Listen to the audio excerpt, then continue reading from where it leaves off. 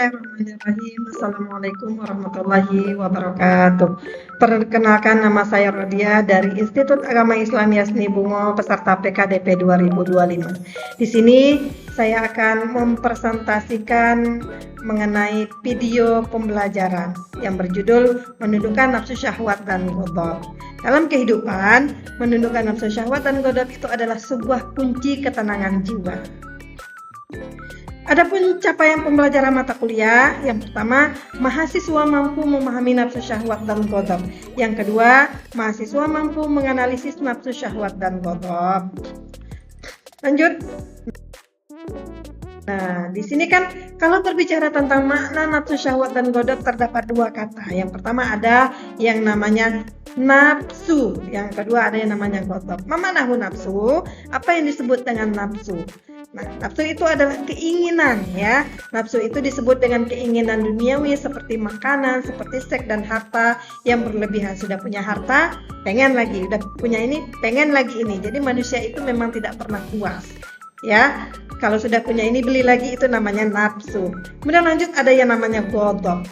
Ghadab itu adalah sebuah perasaan yang timbul ataupun sebuah perasaan emosi yang terdapat di dalam diri kita yang penyebabnya adalah sesuatu hal, misalkan itu dinamakan marah ataupun ghadab.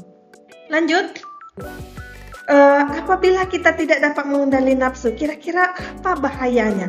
Ya, yang pertama dapat merusak hubungan, itu adalah bahaya tidak dapat mengendalikan nafsu. Yang kedua, hati menjadi tidak tenang, dan yang ketiga, hilangnya keberkahan dari petunjuk ilahi. Jadi kita dapat menjauhkan diri dari Allah. Nauzubillah sekali ya. Kita semua ingin senantiasa dekat, ingin senantiasa berkomunikasi dengan Allah Subhanahu wa taala. Tetapi kalau kita tidak dapat mengendalikan nafsu, kita akan dijauhkan dari Allah Subhanahu wa taala. Nah, lanjut.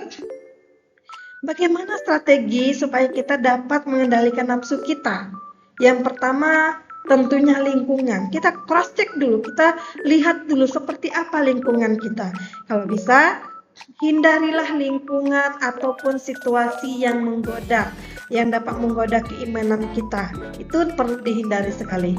Jadi, bagaimana caranya? Tentunya kita bergaul dengan orang-orang yang baik, bergaul dengan orang-orang yang soleh, yang dapat membawa kita ke hal-hal yang diridai oleh Allah Subhanahu wa taala. Selanjutnya, perkuatlah keimanan kita. Bagaimana caranya kita memperkuatkan iman? Yang pertama, tingkatkan ibadah dan ilmu agama. Yang kedua, rajin membaca Al-Quran dan hadis. Kalau perlu baca Al-Qurannya itu setiap hari, one day one juz. Ya, setiap selesai sholat baca Al-Quran, ataupun bahkan selesai sholat maghrib atau sholat subuh baca Al-Quran. Jadi senantiasalah baca Al-Quran dan amalkan. Nah, ini apa namanya? Ini adalah gambaran kalau kita lagi marah. Ini pasangan suami istri yang sedang marah ini, yang sedang bertengkar. Ini juga seorang wanita yang sedang mengekspresikan bahwasanya dia lagi marah nih, ya. Jadi di dalam Islam itu dilarang yang namanya marah. Seperti yang dikatakan di dalam Al-Quran, ya, bahwasanya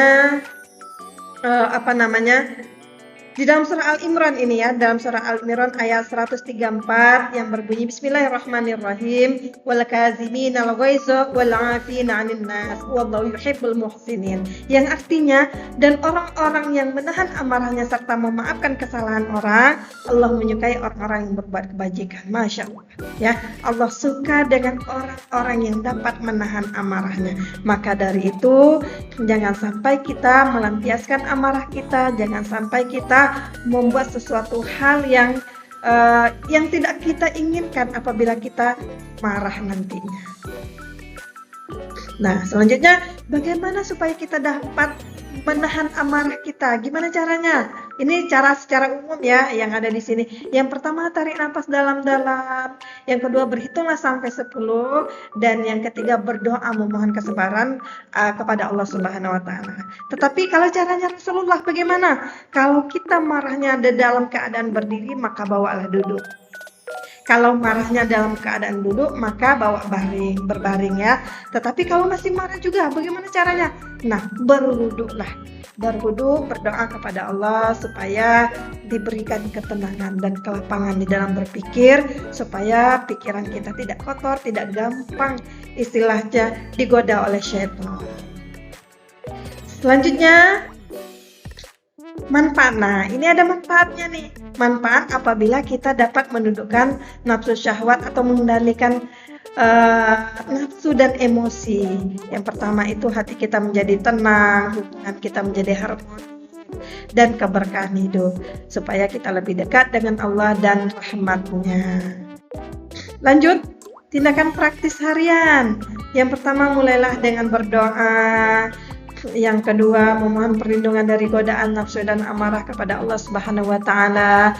Yang ketiga, senantiasa berpuasa sunnah, puasa Senin Kamis, ya. Kemudian puasa-puasa sunnah yang lainnya. Lanjut, latihlah kesabaran dan kendalikan diri kita. Renungkan, ya. Mulailah merenung, jadikan Al-Quran itu panduan hidup kita. Senantiasa membaca Al-Quran dan mengamalkan isi-isinya. Nah, ini ada juga nih doa dan zikir untuk ketenangan kita. Karena ketenangan ini adalah dambaan setiap manusia, dambaan semua umat. Percuma kalau misalkan kita adalah seorang miliarder, kita adalah seorang yang kaya raya, tetapi hati kita tidak tenang, ya. Masih mending menjadi orang miskin, tetapi hati kita menjadi tenang dengan senantiasa bersyukur, ya. Nah, bagaimana supaya hati kita menjadi tenang, tidak banyak beban, tidak banyak pikiran, tidak banyak masalah? Yang pertama, senantiasalah berzikir petang dan pagi. Ya. Kemudian berdoalah kepada Allah Subhanahu wa taala untuk pengendalian diri, memohon kekuatan agar kita dapat menundukkan hawa nafsu. Dan yang terakhir ada yang namanya istighfar. Astaghfirullahaladzim, ya, senantiasa istighfar supaya hati kita menjadi tenang, hati kita menjadi damai kapanpun dimanapun. Contohnya kalau kita lagi bawa kendaraan, daripada mikir yang enggak, mending kita berzikir, mending kita beristighfar. Apalagi kalau ibu-ibu misalkan lagi masak, para perempuan, kaum wanita lagi masak, senantiasa beristighfar, berzikir, bersolawat. Begitupun dengan kaum lelaki, ya. Kaum lelaki apabila lagi bekerja, lagi kuliah misalkan, lagi ada suatu hal-hal yang dikerjakan, nah, senantiasa untuk berzikir. Selanjutnya, adapun kaitan mata kuliah ini dengan moderasi beragama, yang pertama, menolak ekstremisme dan liberalisme. Contohnya seperti apa? Tidak mengolok-olokkan agama orang lain, ya. Kita dituntut atau senantiasa menghargai antar agama, antar suku, ya, supaya tidak terjadinya perpecahan.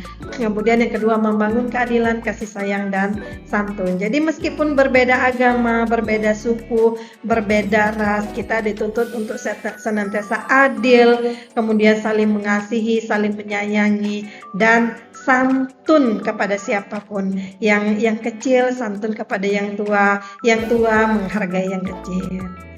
Dan kita masuk kesimpulan. Ya, kesimpulan dan pesan akhir, yang pertama, menundukkan nafsu dan kodab itu adalah sebuah perjalanan spiritual. Yang kedua, representasi Islam yang damai dan wasatiyah. Yang ketiga, selalu kembali pada Al-Quran dan Sunnah sebagai petunjuk utama. Dan yang keempat, kendali nafsu dasar pribadi moderat. Yang kelima, muslim sejati yang memiliki sifat toleransi, yang memiliki sifat sabar, sifat baik dan adil, banyak sifat-sifat baik yang lainnya. Itu adalah yang dinamakan muslim sejati. Dan yang terakhir, semoga Allah memberikan kekuatan kepada umatnya kapanpun dan dimanapun. Amin amin ya. Ya Rabbal Alamin. Nah, yang terakhir ada yang namanya post-test. Silakan diisi ya. Oke, setelah mengisi post-test, itulah yang dapat disampaikan. Sekian, terima kasih. Banyak kekurangan, mohon maaf. Assalamualaikum warahmatullahi wabarakatuh.